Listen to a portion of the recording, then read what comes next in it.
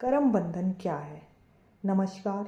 आज हम आधुनिक यानी कि जो हमारे साइंटिफिक माइंड के हिसाब से, जो हमारे विज्ञान के हिसाब से मैं आपको बताने वाली हूँ कि कर्म क्या है और कर्म बंधन में हम किस तरीके से फंसते हैं या कर्म को हम कैसे जान सकते हैं।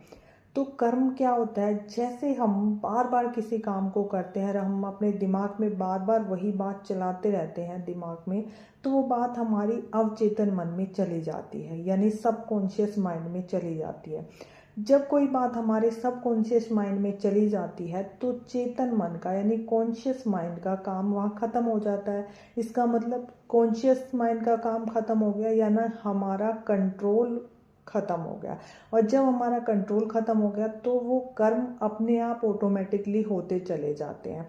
हम कई बार कुछ चीज़ें नहीं करना चाहते पर हमसे वो होती हैं, क्योंकि वो हमारी अवचेतन मन में जो हमने बार बार से सोच कर और वो क्रिया करके जो डाली हैं, तो वो हमारे जो अवचेतन मन में चली गई बातें वो बार बार आती हैं। इसी को हम कर्म कहते हैं और इसी कर्मों के बंधन में हम फंस जाते हैं। और इससे निकलने का जो तरीका है वो अध्यात्म हमें सिखाता है, क्योंकि जो हम फंसे हैं वो हम अपने दिमाग की वजह से फंसे हैं।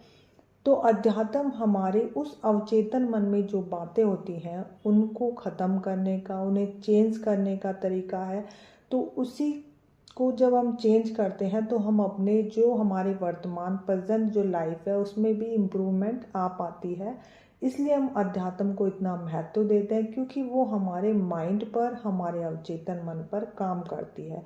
तो आप समझे कि कर्म बंधन कैसे होता है कि हम ही अपने कर्मों को जब बार बार रिपीट करते हैं और हम उसको सबकॉन्शियस माइंड में भेज देते हैं, तो वो ऑटोमेटिकली एक लूप की तरह कार्य करता है, जिसको हम कर्म बंधन का चक्र कहते हैं, जिसमें हम फंस जाते हैं और हम उससे अपने आप निकल नहीं पाते।